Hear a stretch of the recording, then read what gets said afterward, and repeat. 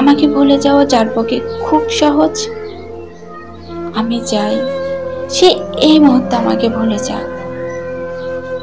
আমার সাথে কথা না বললেও যার কিছু যায় আসে না, আমি চাই তার সাথে আমার আর কখনো কথা না হোক। আমার অভাব যাকে বিচলিত করে না, যার আমাকে ছাড়া দিব্যি চলে যায়, আমি চাই তার জীবনে আমার অনুপস্থিতি শাশ্বত হোক।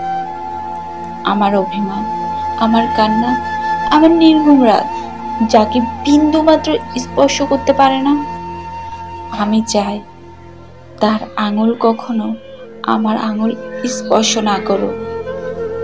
তাতে আমি কষ্ট পেলে পাই, ভেঙে যাই, একলা হই।